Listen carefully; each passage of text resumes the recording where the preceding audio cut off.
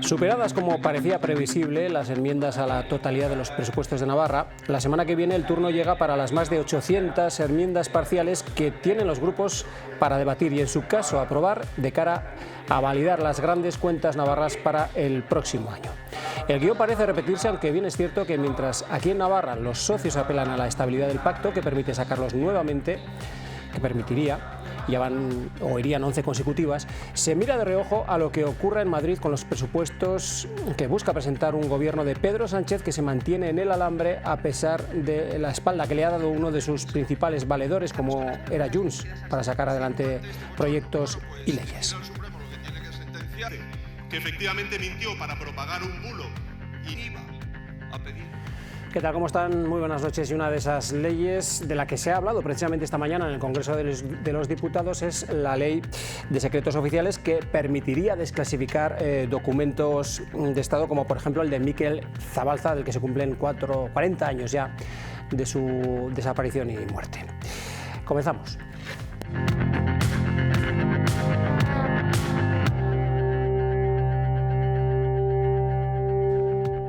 Así que vamos a iniciar este dilema que planteamos hoy con las personas que nos acompañan en este plató. Juan Luis Sánchez de Muniain, de Unión del Pueblo Navarro. ¿Qué tal, Juan Luis? ¿Cómo estás? Muy bien, buenas noches. Buenas noches, bienvenido. Saludamos también a Maite Esporrín, del Partido Socialista de Navarra. Maite, ¿cómo estás? Muy Bienvenida, bien. Buenas noches. Encantada de estar aquí. Igualmente, saludamos a Mikel Zabaleta, de Euskal Herria Bildu. Gabón, Mikel, ¿cómo estás? Gabón, muy bien, gracias. Y Irene Rollo, del Partido Popular. ¿Cómo estás, Irene? Buenas noches, bienvenida. Pues muy bien, encantada de estar aquí. El placer es nuestro. Bueno, pues vamos primero con los presupuestos, a abordar entre estos dos temas que planteamos. Vamos a abordar los presupuestos de Navarra. Este próximo lunes comienzan a analizarse esas 814 enmiendas parciales que ya se han presentado en el Parlamento tras el debate de enmiendas a la totalidad que se produjo el pasado jueves y que de alguna manera estuvo marcado también por el caso Cerdán. Como van a ver en esta pequeña crónica que les ponemos a continuación. Es un debate de las enmiendas a la totalidad que parecía esperado en cuanto al resultado. Veremos en qué quedan las enmiendas parciales y el debate ya en pleno del proyecto el próximo 18 de diciembre.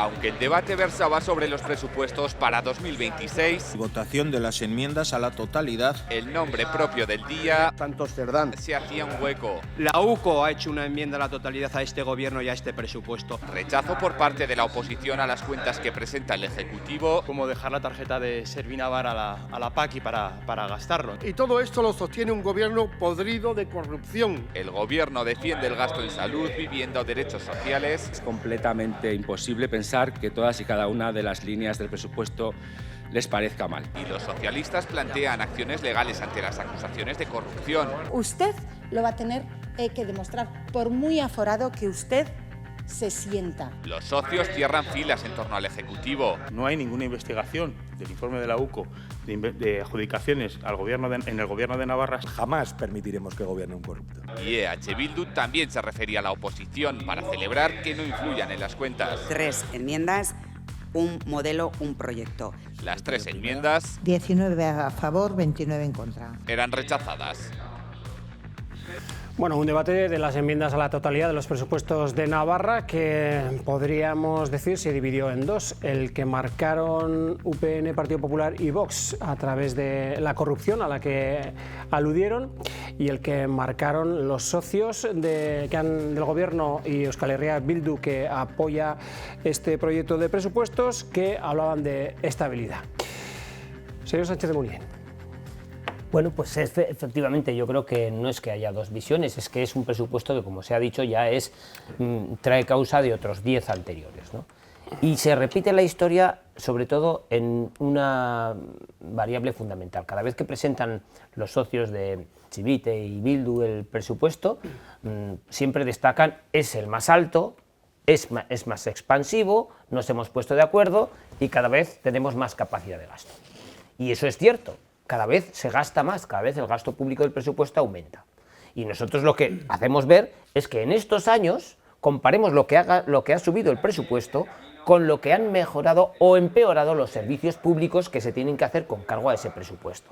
Es decir, está mejor el servicio de salud que recibimos todos y que pagamos todos contribuyendo que hace unos años?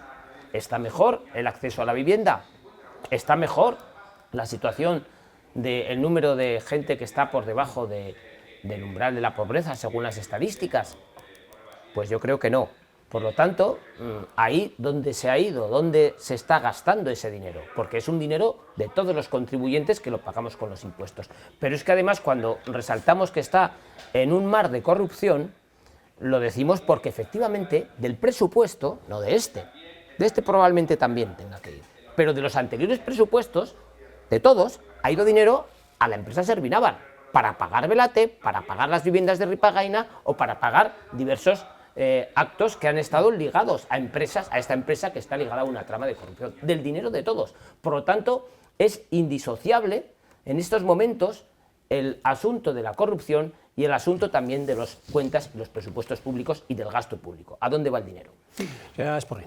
Bueno, yo entiendo la situación de UPN y que cuando no tiene otros argumentos, pues al final todo es corrupción y para nada en absoluto. Lo que se ha demostrado es que hasta el momento nadie ha sido capaz de decir que ha habido una injerencia de un político que haya influido en estas adjudicaciones, ni que nadie del gobierno haya dado ninguna indicación para ello. Incluso en los análisis que se han hecho a la Cámara de Contos y demás, tampoco ha demostrado este asunto. Por tanto, el decir que están ligados para nada tiene que ver. Una cosa son los presupuestos y yo entiendo que estén enfadados y nerviosos porque ante esa situación catastrofista que UPN siempre denuncia y lo mal que está todo, sin embargo las encuestas demuestran que Navarra es el mejor lugar para vivir. O sea que esa situación tampoco es cierta. Es verdad que tenemos problemas, es verdad que hay que mejorar y en eso se está, pero que desde luego estos presupuestos son fruto del diálogo y del consenso y lo que intentan, y estoy convencida que lo van a conseguir, es mejorar la vida de la ciudadanía, que es el centro de nuestra preocupación, de nuestros problemas y en donde trabajamos para mejorarla.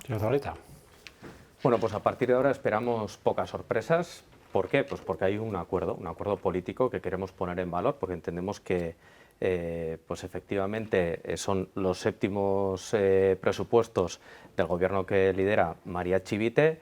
Llevamos ya 11 presupuestos sin que las derechas incidan en los presupuestos generales de Navarra y entendemos que H. Bildu también es cada vez pues, más determinante porque tenemos cada vez más representatividad en el Parlamento. La legislatura pasada teníamos 7 representantes, esta tenemos 9, somos la primera fuerza municipalista y evidentemente pues hacemos valer esa representación que tenemos. Por otro lado también me parece que es muy importante tener en cuenta eso que comentabais de las diferentes visiones.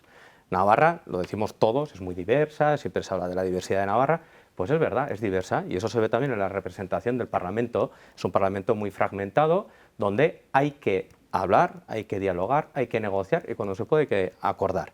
Y eso es lo que tratamos de hacer.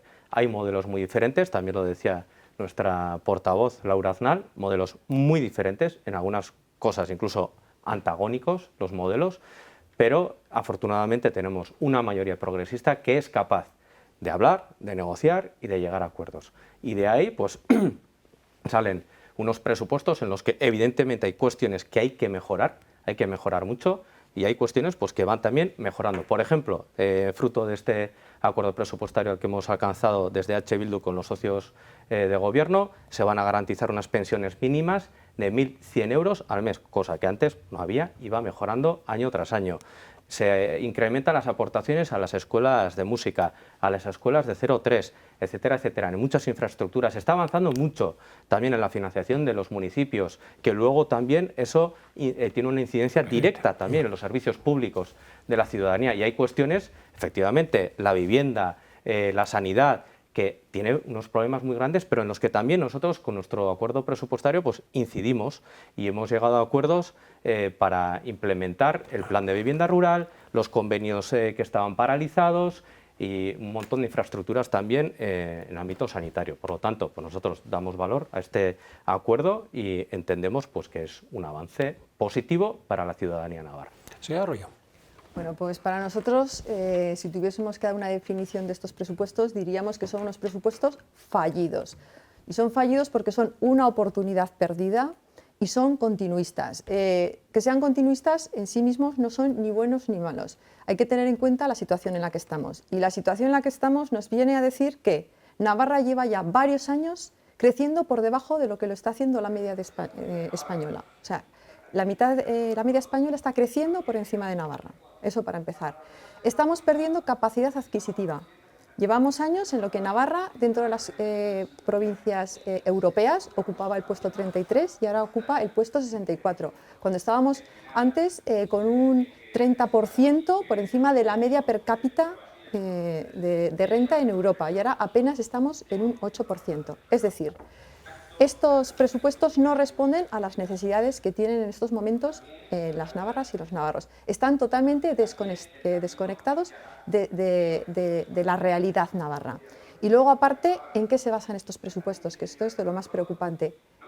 En una presión fiscal que casi definimos en un infierno fiscal. Navarra es la comunidad menos competitiva desde el punto de vista fiscal. Ha crecido de una manera exponencial durante los últimos años y esto está lastrando tanto a las empresas como a las economías familiares. Hoy en día muchas familias que están trabajando, porque antes podíamos entender que una familia que esté en el paro, pues tenga dificultades para llegar a fin de mes. Pero hoy en día son las familias trabajadoras las que tienen dificultades para llegar al final de mes. ¿Y eso por qué? Porque tenemos una presión fiscal excesiva en Navarra y eso pues evidentemente no responde a los retos que tiene Navarra en estos momentos. Pues luego dos formas de entender unas mismas cifras y una forma de hacer valer esas cifras. Queda abierta la mesa. Lo que pasa que, claro, no es que sean dos formas, es que al final puede haber dos modelos, puede haber varios matices de un mismo modelo, o puede haber un modelo más radicalizado o más apartado o más enfrentado. Y yo creo que lo ha definido Mikel, el representante de H. Bildu. Cada vez Bildu, y yo lo corroboro, cada vez Bildu es más determinante en los presupuestos de Navarra. Y eso es así, no solo porque lo dicen ellos, sino porque se ve. Y eso también está ligado con la situación generalizada de corrupción. Cuanto más débil, cuanto más nervios hay en el entorno de Chivite y en el entorno del Partido Socialista, más se agarran a que sea Bildu el que les saque las castañas del fuego, tanto sea en la comisión de investigación, tanto sea también en la calle para que no haya contus ni haya esas cosas que había cuando había cualquier alerta, y también en el Parlamento para que le saque adelante sus iniciativas. ¿Y a cambio de qué? Pues a cambio de que cada vez Bildu maneja más el presupuesto. ¿Y eso es bueno? Nosotros creemos que es malo, porque al final es dinero de todos los contribuyentes que van orientado a donde quiere Euskal Herria Bildu poner el acento. ¿Y dónde no están poniendo el acento? Pues donde hemos dicho, se está diciendo, cada vez hay una presión fiscal excesiva en Navarra, a los contribuyentes navarros. Cada vez pesa más esa presión fiscal. Sí. ¿Y dónde va ese exceso de presión fiscal? Desde luego, en la mejora de la sanidad, objetivamente no. Desde luego, la mejora del acceso a la vivienda, objetivamente no. Y se decía, hombre, hasta el momento no se ha demostrado nada.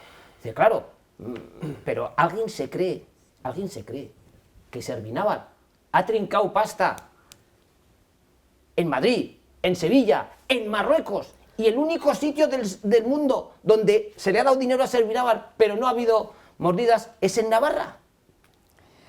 Yo lo único que tenemos claro es que aquí están muy nerviosos y por eso aquí les encanta en cada manera de hablar que tienen en cada momento, pues todo es corrupción y ni muchísimo menos, eso no se ha demostrado.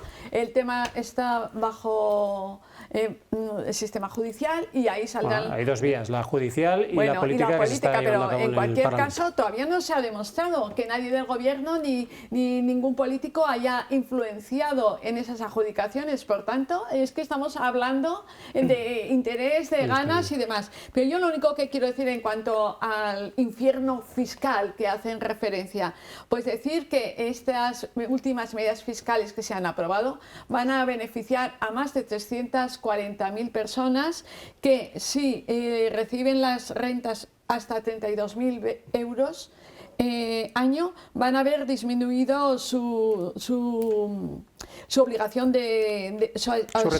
su reducción va a ser incrementado, por tanto van a tener que pagar mucho menos. Y como también se ha incrementado el nivel a partir del cual hay que hacer la declaración de la renta, que es a partir de 17.000 euros, cosa que antes era a partir de 14.000. Y por último decir también, tanto que a las empresas también se les beneficia con estas últimas normas fiscales que se han aprobado, de tal manera que se va a pasar de un 28% que tenían que pagar al fisco a un 25%.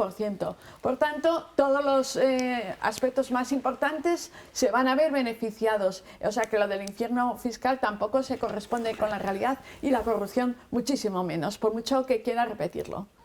Yo creo que aparte de diferentes visiones, diferentes modelos, también hay diferentes guiones, ¿no? Ya vemos que con las derechas, hablemos de lo que hablemos, vuelven a hablar siempre una y otra vez de Servinavar. Bueno, me parece lógico, forma parte de su estrategia, pero yo creo que en la Ley General de Presupuestos, en la Ley de Presupuestos Generales de Navarra, pues es importante hablar de la propia ley, de lo que se va a hablar, de los modelos, de enfrentar modelos e ideas diferentes, de qué es lo que queremos cada uno para Navarra, qué es lo que queremos aportar. Ahora mismo estamos en la fase de enmiendas, porque primeramente se aprobó el anteproyecto en el que también llegamos a un acuerdo con los socios de gobierno, después hubo un acuerdo político que bueno, pues afianzó, digamos, este camino, y ahora estamos en la fase de enmiendas que se van a debatir, como bien has comentado antes, a partir de la semana siguiente. Nosotros y nosotras hemos presentado 151 enmiendas, de las cuales 71 son compartidas con otros grupos parlamentarios, y ahí se habla de cosas muy importantes, infraestructuras deportivas, educativas, sanitarias, de cuestiones pues que afectan en el día a día de la gente, y entendemos que es importante, y es importante hablar de estas cosas. Sí que es verdad que en el debate de enmiendas en presupuestos anteriores, el año pasado sin ir más lejos, por ejemplo, es verdad que quedaban prácticamente en el cajón las que presentaba Unión del Pueblo Navarro o el Partido Popular, y este año han presentado 448 de manera por separado, 228 o 222 y 220 otro partido. El Partido Popular creo que es la formación que más enmiendas ha presentado. En cualquier caso, 442. Bueno, que suman prácticamente más de la mitad de todas las que se han presentado. Y eso, yo no sé si es casual, es por algo, es porque no les gusta nada y quieren tratar de enmendar esos presupuestos, pero la cuestión es que veremos en qué se traduce. Pero eso está ya, eso es un final de una película ya que está contada. El acuerdo al que han llegado, la señora Chivite dice que no se aprueban ninguna de las 448 enmiendas que presentan. Podemos hacer aquí una porra por saber cuántas de estas 448. No, lo van a confirmar ellos. No se va a aprobar ni una. Es imposible. ¿Alguien se puede creer que de las 448 no puede haber alguna que mejore las condiciones de vida? Seguramente que ya está dando usted por hecho que ninguna, pero claro, el señor Arasti decía, hombre, tan malos, algo les gustará o algo no les gustará. Quiero decir que es verdad que de alguna manera los discursos parecen ya establecidos. Sí, pero hay que ser sinceros. No se pueden modificar. Hay que ser sinceros, y todo esto responde a un equilibrio entre ingresos y gastos, entre partidas, que tiene una visión, integral, ¿no? Pero tiene una visión integral y si modifica, sí, están presentadas y todas las podemos ver. La cuestión es que a partir de ahí, si modificas unas partidas, pues afecta a la totalidad. Y esto responde a un acuerdo político que también lo hace UPN. Tengo aquí el acuerdo presupuestario de UPN, CDN y PSN del año 2009, donde también se habla que no se van a acordar ninguna de las enmiendas del resto de los grupos. ¿Por qué? Pues porque es parte de un todo. Eso no es así. Eso es así, lo tengo aquí por escrito y firmado por UPN, por CDN y por el PSN. Con gobiernos de UPN se han aprobado enmiendas de la oposición. Si quiere leo el párrafo en concreto. Lo que digo es que con gobiernos de UPN se han aprobado enmiendas de la oposición. Muchas, pocas, pero se han aprobado. Y se paraba el pleno, o se separaba la comisión para encontrar la contrapartida adecuada si no parecía bien. Y eso se daba. Eso se daba. Es así, no hay más que ver la hemeroteca. Ahora no. Entonces, ninguna en todos los años que ha habido este acuerdo entre Chivite y Bildu. Es muy complicado. Se comprometen a no apoyar las que pudieran presentar otros grupos o agrupaciones parlamentarias. Lo tiene suscrito UPN, CDN y el PSN, que no es nada nuevo, que aquí nadie ha inventado la pólvora. Pero eso, hay un acuerdo político, por tanto... Yo no sé qué acuerdo será ese ni de qué fecha, pero en cualquier caso, lo que está claro es que en gobiernos de UPN, y esto es así, y no lo puede desmentir nadie, y no lo vas a poder desmentir... ¿Y esto lo desmiente? Eso no lo desmiente, porque UPN ha gobernado durante casi 25 años. En gobiernos de UPN se han aprobado enmiendas de la oposición, se ha negociado con otros partidos, se han aprobado muchas enmiendas en algunos casos de la oposición. Y con gobiernos de UPN no han sido capaces de llegar a acuerdos para aprobar presupuestos. Se han establecido, como digo, Navarra. incluso recesos en las comisiones para ajustar alguna enmienda. Eso ha ocurrido como ocurre en cualquier parlamento democrático y civilizado. Aquí, un año tras otro, 800 enmiendas a la papelera. ¿Estarán todas mal? Pues estarán todas mal. 400 enmiendas a la papelera de antemano. Permítame que le dé eso la palabra está claro, a la un señora año Arroyo, tras que otro. todavía... Adelante. No, gracias, no. El asunto de las enmiendas es la crónica de una muerte anunciada. Nosotros sabemos que no van a aprobar ninguna enmienda, pero es nuestra obligación poner encima de la mesa otras propuestas, otras soluciones. Como decir, ejercer el derecho al pataleo, que no lo sé. No, pero quiero decir, nosotros... Vendido. No, pero por no, eso lo queremos... En el sentido peyorativo, ¿eh? Sí, Bueno, sí. Como señalar las Y entonces, carencias. por eso, sí. Y al mismo tiempo enmiendas parciales, pero bueno. Claro, pero quiero decir, este gobierno presume de diálogo. Desde luego, diálogo con el resto de grupos de la oposición, no, en ningún caso. Tenemos ahora las medidas fiscales. ¿Qué quieren los ciudadanos, las navarras y los navarros? Quieren impuestos justos y equilibrados. Y el problema de Navarra es que da una... Claro, es que da... No, el problema de Navarra es que está dando una solución extrema. Y cuando digo extrema es que los impuestos se tienen que comparar con lo que hacen otras comunidades. Porque decir, son altos, son bajos, no, vamos a compararlo con otras comunidades.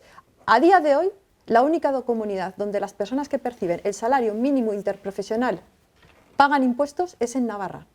Y no cualquier importe, 700 euros. Que eso Sí. al mes son 50, para una persona que percibe el salario mínimo interprofesional suponen 60 euros al mes, que es muchísimo. Eso solo ocurre en Navarra. Eso ocurre en Navarra. Cuando el resto de España, las empresas, ¿qué están pagando las empresas en impuesto de sociedades? ¿El tipo nominal o el efectivo? El 25%. No, el y en nominal, Navarra el nominal, 28%. Que se ha bajado el 25%. Se propone, todavía no se ha bajado, Bueno, pero pero el llevamos... año que viene es de lo que estamos Llevamos, hablando. Durante 10 años tenemos pero seguimos durante 10 teniendo el años impuesto de sociedades más alto de España. Pero ya se ha bajado para el año No que se ha viene. bajado, se pretende bajar después de que lo llevamos pidiendo 10 años. ¿Y cuál es el balance de empresas que han salido en el último año en Navarra? 242. Y otras Cuando han entrado, tenemos, o sea, cuando que no, siempre el balance, salen unas y entran otras. claro que sí, pero el balance es la diferencia entre las que entran y salen. Cuando el balance en La Rioja es positivo, cuando el balance en Aragón es positivo, Bueno, el y en Navarra desarrollo es económico de Navarra es altísimo. negativo. Por mucho que ustedes sean tan catastrofistas y siempre estamos en lo Sí. peor de lo peor. Que no somos Yo, catastrofistas. sí, tengo que decir que desde luego que hasta 33.000 euros se ha bajado mucho y solamente se declara a partir de 17.000. Y luego, y Con por el salario terminar- mínimo no se llegaría a esos 17.000. Por tanto, tampoco vamos a intentar engañar a la ciudadanía. por No solo favor. eso. Y luego por último, Los sueldos en Navarra también son más altos que en otras comunidades. Eso también hay que tenerlo en cuenta. Pero elevar la cantidad mínima de tributación Y luego- es algo que tiene que ir acompasado a los tiempos. Es que eso se tiene que dar sí o sí, porque los 14.000 euros de hace ¿Se podía dar o no 10 se años podía no dar? son los mismos 14.000 Hasta ahora euros no que se ahora. ha aprobado. De Pues hecho, luego, los ingresos, de hecho, UPN los proponíamos que se elevase a 19.000. Claro, sí, a a 19.000. O sea que, 20.000. no, De Los todas in- formas, los esto todo ingresos- responde a la ley de medidas fiscales, que no los Ya, ya. presupuestos. Pero De no, todas pero maneras, es sin verdad que financian- decía que se preguntaba Irene Rollo, ¿no? ¿Qué es lo que pide la ciudadanía? Pues bueno, también creo que pide que paguen más los que más tienen, que haya unos presupuestos suficientes para atender a los retos de futuro, Que no haya fraude sea fiscal. equitativo. Si se comparan con La Rioja, etcétera, si nos comparamos con Europa, la presión fiscal es mucho menor que la de Europa. Y decía también cuál es La de Navarra cuál no. es la aportación. Sí, la de Navarra es mucho menor que la media fiscal europea. Y más si tiene en cuenta el tipo efectivo, porque una cosa es el tipo nominal y otra cosa es lo que realmente pagan las empresas después de aplicar todas las deducciones. Por lo tanto, nosotros sí que queremos un sistema fiscal equitativo, justo y progresivo, y que sea suficiente para hacer frente a los retos que se establecen. En nuestra opinión, este sistema tributario no es suficiente para hacer frente a todos los retos que tenemos. Y antes hemos hablado, Pero le puedes poner- vivienda, sanidad, etcétera. Entendemos que todavía hay muchísimo que hacer, pero también queremos poner en valor, una vez más, la capacidad que Sí, tenemos pero de yo llegar poner al entendimiento. todos los quiero adjetivos, poner- pero y por que ter- por- todos los solamente adjetivos por terminar, preciosos que le puedas sí. poner, justo, equitativo, nosotros también, muy bien. Pero la realidad, objetivamente, pero no es verdad. Navarra es donde más se paga. De España, justo equitativo, no, las rentas, no las familias, los trabajadores, los tienen. autónomos, las empresas y también los patrimonios e incluso, y en muchos casos, hasta sucesiones. Pero ¿cuándo han pedido que se suba el impuesto a los que más tienen? Y ese es un dato objetivo. Lo demás son calificativos que yo también quiero impuestos justos y progresivos. ¿Y han pedido alguna vez lo que pasa es que a la hora de definir no voy a coincidir con lo que yo digo. Y luego, efectivamente no quiero que se pague donde más. No hay servicios. Cada día, o sea, son más caros la sanidad, la educación, la vivienda. ¿Por qué estamos en esta situación de la vivienda? También podríamos analizar mucho, porque venimos de unos orígenes donde UPN hacía mucha vivienda, pero que luego se han quedado en los fondos buitres y nos han creado un problema tremendo. O sea, se construyó mucha vivienda y ahora ¿qué vivienda tiene el gobierno de Navarra de aquella época? El problema es que no se construye vivienda ahora. Y en aquel momento se construía. Claro, seguramente sea un capítulo de se construía, por cierto, con acuerdos entre UPN y Partido Socialista. Los planes de vivienda no los aprobaba UPN solo en el Parlamento. Que si hasta este año este gobierno socialista dependía de Bildu, a raíz del descrédito que tiene y de la falta de credibilidad por todo lo que ha ocurrido con el caso Cerdán, con todo lo que ha ocurrido, vemos a un gobierno cada vez más dependiente de Bildu. Y eso lo vemos en el día a día, en las relaciones, en las propuestas. Y otra cosa es que estemos a favor del diálogo y del consenso y seamos capaces de llegar a acuerdos. Una realidad que no se le escapa a nadie. No está de acuerdo. Pero no solamente, si hasta el propio portavoz de Bildu ha dicho que cada vez... Sí, pero lo decimos. Pero porque un entendimiento en lo social existe. No, pero la representatividad en el Parlamento hay una diferencia muy grande, antes lo ha dicho usted.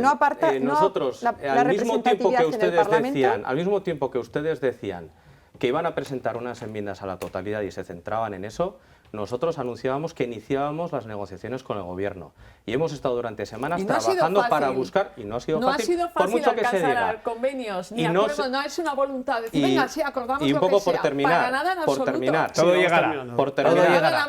Hemos estado trabajando durante semanas intentando llegar a acuerdos y no es fácil llegar a acuerdos entre diferentes, pero lo hemos conseguido. Y al mismo tiempo que algunos iniciábamos esas negociaciones, otros las daban por terminadas, porque ellos y ellas dijeron desde el primer momento que iban a votar que no. Pues no es fácil, pero parece.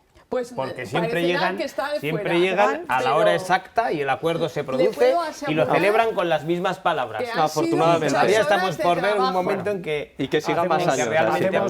Hacemos una pausa, 2 minutos, estamos de nuevo con todos ustedes hablando de la Ley de Secretos Oficiales, cuyo proyecto ya se presentó y ahora parece ser que se ha pedido ya, lo ha hecho el propio presidente Sánchez esta mañana, ha pedido ya al propio Congreso que sean los grupos parlamentarios quienes la saquen adelante.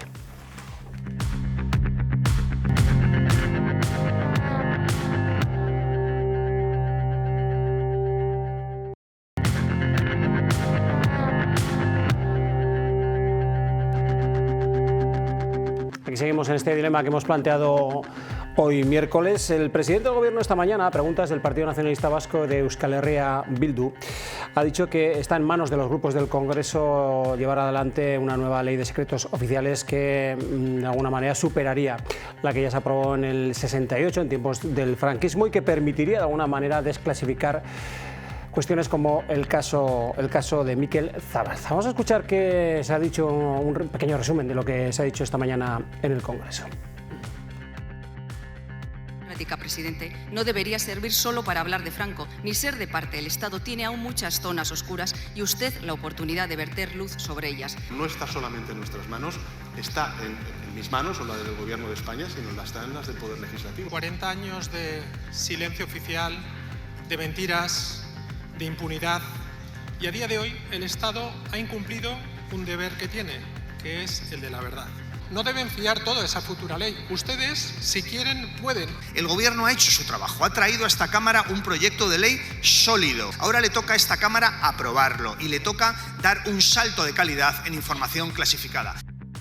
Es decir, es una demanda que se había establecido, se lleva adelante en el Congreso, pero bien es cierto que ahora son los grupos los que tienen que llevarla llevarla a cabo. ¿Cómo lo perciben esto ustedes, señor Sánchez Muniz? Bueno, en primer lugar, yo creo que esto es un poco también una maniobra de distracción del gobierno, ¿no? Porque le acaban de decir sus propios socios que no tiene la mayoría para llevar ninguna ley adelante, y entonces dice, bueno, pues aquí les damos una ley para que la echen para atrás. Claro, Pues, es que ese no es un tema menor, desde luego. y centrado ya en el asunto, yo creo que desde UPN creemos que debe o puede, no nos vamos a oponer a que haya una nueva ley de secretos oficiales, ¿cómo no? Si además la que está pues es ampliamente... Claro, pero eso conlleva muchas cosas. Pero también es cierto que todos los estados tienen que tener secretos y que no puede haber una desclasificación generalizada. ¿Por Porque qué? eso ya lo contempla el proyecto. Sí, hay diferentes categorías. Sí. Porque, para empezar, porque todos los estados lo tienen. Es decir, que si tú levantas un secreto que afecta, yo que sé, a unas negociaciones con Marruecos, por ejemplo, no sé qué habrá pasado con el Sáhara, levantas ese secreto, afectas a la seguridad de otro país. Si levantas el secreto de según qué archivos, comprometes la vida, la integridad y la libertad de algunas personas que han podido trabajar para los intereses del Estado en algún momento. Por ejemplo, sí que contempla precisamente para estas cuestiones, como ya está regulado, unos plazos. Un régimen sancionador todavía incluso más elevado que el que tiene porque, la por actual ejemplo, ley. Alguien que ha estado trabajando, ahora que es de actualidad por las películas, alguien que ha estado infiltrado en una banda terrorista, pero es un representante del Estado, como ha ocurrido en este caso una banda terrorista de ETA. Pues claro, lógicamente, según cómo y cuándo se desencripten o se liberalicen esos secretos o esa ley de secretos, esas personas pueden quedar absolutamente indefensas, y son personas a las que, al contrario, los intereses del Estado, de la sociedad, les deben mucho, ¿no? Entonces, yo creo que tiene que ser algo que, pues, efectivamente, pues se tiene que actualizar la ley, pero debe hacerse con el máximo cuidado. Se hace aquí por una cuestión muy puntual, que es todo lo ocurrido ante los posibles abusos, o más que evidentes abusos, en torno al caso de Miquel Zabalza. Bueno, pues yo, por el conocimiento que tengo, no creo que haya mayor problema o mayor objeción en que se desclasifique esta cuestión. No lo sé con todas las... no estoy en la seguridad del Estado como para decir si hay alguna posible impedimento, pero en cualquier caso eso es una cuestión muy puntual, pero hay otros secretos que lógicamente tienen que estar protegidos, como los protegen todos los Estados, está por otro lado. Exacto. Hombre, está claro que después de 40 años que apareció el cadáver de Miquel Zabalza, creo que va siendo tiempo de esclarecer esta cuestión. Yo quiero recordar que ya en el 2020 el Parlamento de Navarra calificó el caso de Miquel Zabalza como una víctima de terrorismo, y también en el gobierno vasco pasó lo mismo. Por tanto, hay evidencias más que claras de lo que pudo suceder en aquel momento, pero en cualquier caso no se ha podido ver, y por tanto lo que hizo el gobierno, que en febrero, el gobierno de España en febrero se comprometió a traer esta ley, 5 meses después ya está en la Comisión Constitucional en la fase de enmiendas, y por tanto ahora está en manos del Congreso de los Diputados de que los grupos políticos lo voten favorablemente y que esta ley se apruebe y se permita conocer todo lo que sucede cuando se producen, ojo, abusos de la Administración. Y es que tenemos derecho, los ciudadanos y ciudadanas, a conocer, y la Administración tiene obligación a dar cuentas y a informar de los casos, y más cuando se trata de vulneraciones de derechos humanos. Bien, es cierto que el ministro Bolaños ha dicho hoy también que si un tribunal o las Cortes lo piden, bueno, que pues que se puede extraordinariar, y salvo que afecte a la seguridad nacional. Claro, eso es siempre esta cuestión. En cualquier caso, no deja de ser una ley del 68.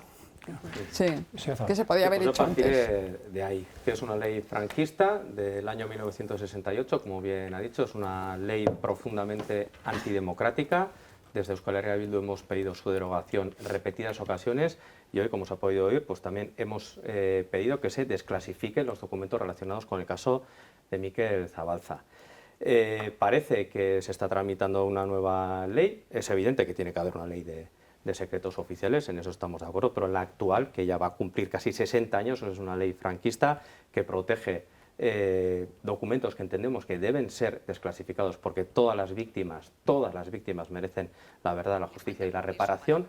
En este caso entendemos, por un lado, pues que se fía todo a un proyecto de ley que ya veremos si ve la luz o no ve la luz, pero entendemos que el Gobierno también puede actuar, el Gobierno también puede desclasificar documentos, como os ha dicho, y por eso hoy, por ejemplo, hemos pedido que se desclasifiquen esos documentos. No esperar Eso es, no fiarlo todo, como decía nuestro representante en Madrid, Jon Iñarritu, a esa futura ley, sino actuar y desclasificar esos documentos.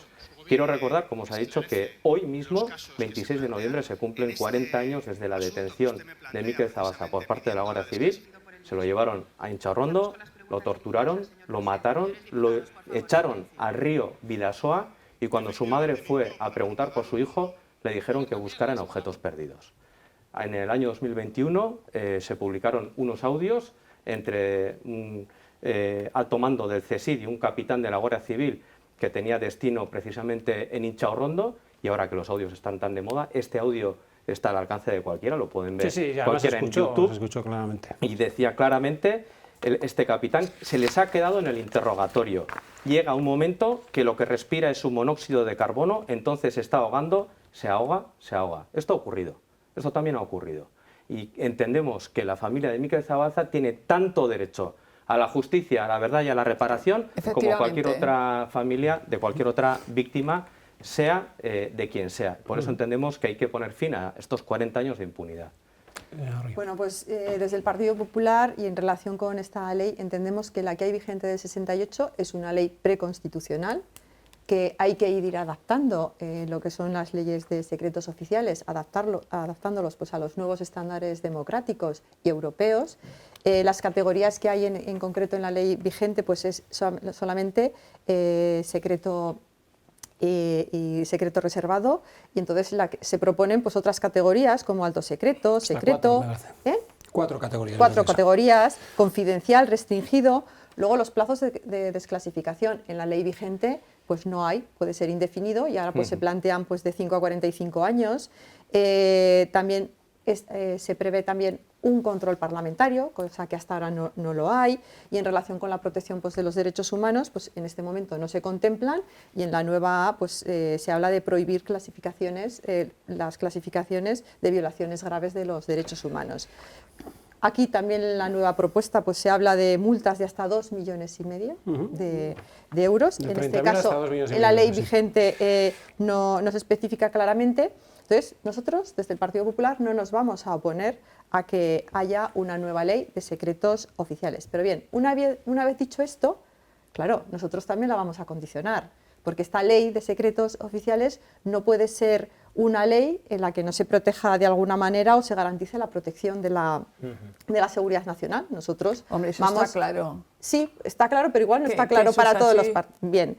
Segundo, para nosotros es muy importante que haya una negociación seria, y que el Partido Socialista, que yo sepa, no nos ha llamado para hablar precisamente de esta ley. Está en periodo de enmiendas públicas. Sí, pero quiero decir, grupos. se podía haber dirigido también. Hay que tener en cuenta que el Partido Popular es el partido más votado de toda España, somos el partido de la oposición, y si de verdad queremos que una ley sea estable, tenga estabilidad, lo propio sería que se negociase con nosotros. Nosotros lo que tememos es que una vez más pues el Partido Socialista pues se rinda pues a peticiones que les pueden hacer grupos minoritarios y que no se obtenga una ley beneficiosa para todo el Estado. La actitud del Partido Popular, desde luego, no es habitualmente la que puede dar más pie a que se hable con ellos por el trato que dan al Gobierno, desde luego, en el Congreso de los Diputados, que lo estamos viendo a todas las horas de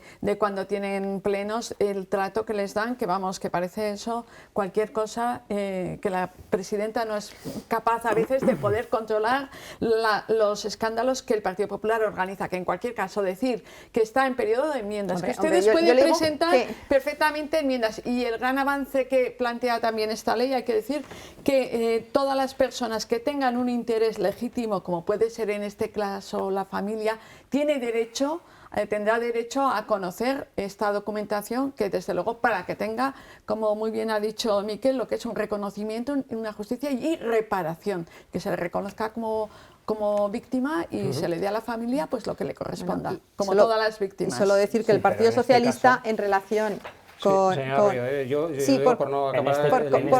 contestarle, el Partido Socialista, solamente decir que el Partido Socialista lo que no puede hacer es ver la paja en el ojo ajeno y no ver la viga en el propio. Cuando habla del comportamiento... El comportamiento del PP es incomparable con ningún otro. Yo lo que quiero aportar es una cosa. Efectivamente, en este caso puntual, y es un caso puntual... El de Miquel Zabalza. Sí, que efectivamente no nos opondremos tampoco a que cuando se proceda se desclasifique, que por cierto estos abusos se produjeron bajo un gobierno socialista, porque parece que nosotros estamos aquí, pero esto se produjo bajo un gobierno socialista.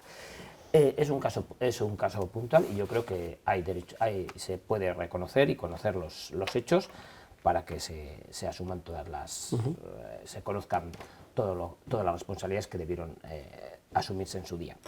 Pero con todo, hemos de decir que en Inchaurrondo, la Guardia Civil, en Inchaurrondo murieron asesinados 100 guardias civiles, no uno, 100 guardias civiles. 100 familias destrozadas que estaban sirviendo ahí en primera línea de fuego. En ningún caso compensa. Ninguna violencia se soluciona con otra violencia. En ningún caso compensa, Maite Esporrín. Pero lo que no vamos a tolerar es que se ponga en descrédito el papel de la Guardia Civil en la lucha antiterrorista. Pero que por cierto, son cuestiones personales, si hablamos, no es cuestión de hablamos de reparación y y justicia, hay 300 casos sin crímenes resolver de ETA sin resolver, resolver, donde muchos de los que están conectados en estos momentos con los que fueron terroristas pueden también colaborar a esclarecer estos hechos. Y yo no lo digo para contraponer una cosa, pero es cierto, ya que se ha hablado de la Guardia Civil, ya que se ha hablado de Inchaurrondo y de un caso nefasto, y que se tiene que conocer, no olvidemos que ahí han dado la vida asesinados 100 servidores públicos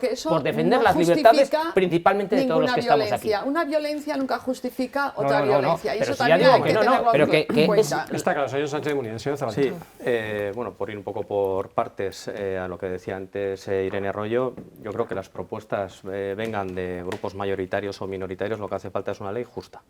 Una ley justa y que se adapte a los tiempos. Y es cierto lo que decía, que hay plazos en fin, que son impensables en una democracia, y es que pueda haber documentos que no se desclasifiquen nunca, que permanezcan clasificados indefinidamente, pues no tiene ningún sentido. En este sentido, decía el presidente del Gobierno, ningún poder del Estado debe estar excluido de la rendición de cuentas ni de la fiscalización de sus actos.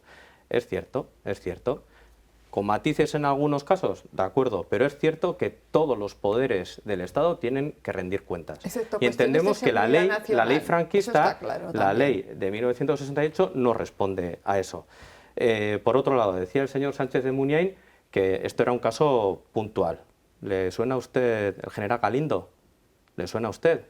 ¿Sabe dónde estuvo ejerciendo ese terrorismo de Estado? ¿Le suena? En Inchaurrondo. No fue, por desgracia, y termino enseguida. Un cuartel donde murieron asesinados por ETA 100 guardias civiles, 100 familias destrozadas. Eso quita lo que he dicho. Eso el general Galindo estuvo condenado por los GAL. Los que defendemos la democracia en ningún momento justificaremos un abuso o unos casos puntuales y nefastos, no los justificaremos. Que no fueron puntuales, jamás. que ahí hubo una organización terrorista, que fue una organización terrorista, que no vamos a aguantar es que se ponga en entredicho la labor de la Guardia Civil, ni tan siquiera la labor de la Guardia Civil en Inchaurrondo, precisamente por estos casos. Bien, porque ahí han dejado la vida con familias. Le podemos decir los nombres de los 100 guardias civiles que asesinó ETA en Inchaurrondo. ¿Y sabes cuál es la diferencia? ¿Sabe cuál es la diferencia?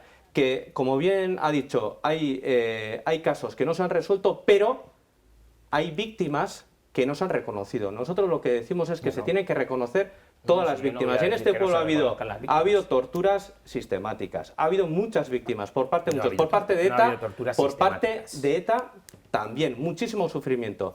Pero hay que reconocer a todas las víctimas. Si queremos trabajar en una memoria integral y queremos avanzar, tenemos que reconocer a todas las víctimas por igual, porque no hay víctimas y esclarecer los 300 asesinatos de ETA que están sin esclarecer, que es gente que se puede estar en la calle, que puede encontrarse la víctima sin saber quién es y se la puede encontrar por la calle, al asesino de su padre, al asesino de su hermano. Pues lo mismo que en este caso. ¿Quién mató a Miquel Zabalza?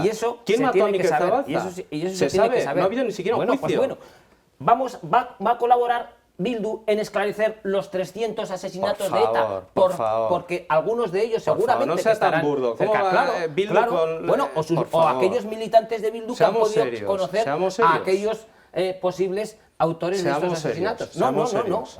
Estamos hablando de cosas muy serias. Claro que Estamos sí, hablando de cosas muy claro serias. que sí. Y lo que estamos Porque- hablando es que merecen verdad, justicia y reparación todas las víctimas. Señora Arroyo, brevemente porque estamos terminando. No, decir que no podemos aceptar la equidistancia de ninguna de las maneras. Aquí Navarra ha sufrido muchísimo la violencia del terrorismo y no se pueden equiparar, independientemente de que,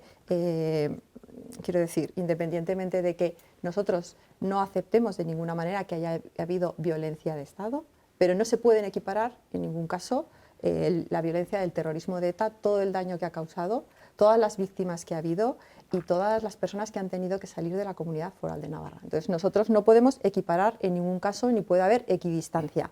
Y una vez dicho esto, quiero poner también en valor todo el trabajo que ha hecho la Guardia Civil en defensa de la democracia Pero si es que eso en no nuestra se discute, comunidad eso no y en está en España. cuestión. Pero Eso se se- tiene eso que no- poner, no está- no está en cuestión. vale, No está pero en cuestión. una vez que se ha nombrado la Guardia Civil, yo quiero dar voz a la Guardia Civil y decir que aquí la Guardia Civil ha hecho una defensa por nuestra democracia Pero eso enorme está claro. y Pero que a estamos decir que hay hablando una de un caso equidistancia concreto.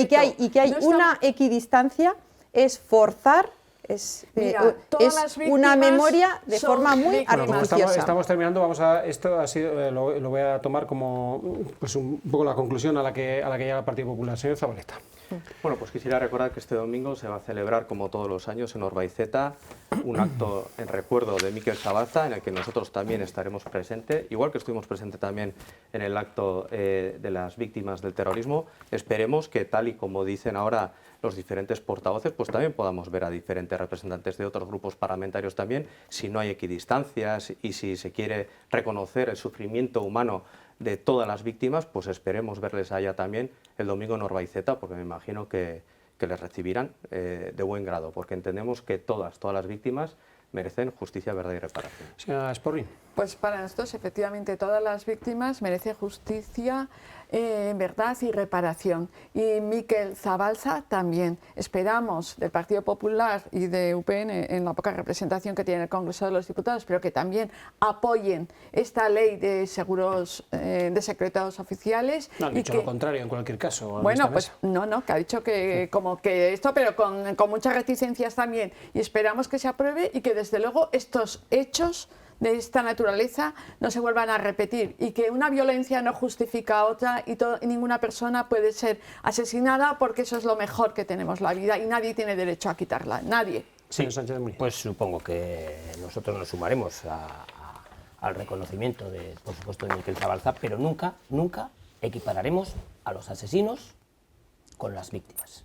Nunca. Los asesinos son asesinos y tienen que cumplir las penas en la cárcel. Los asesinos de ETA, me estoy refiriendo en este caso.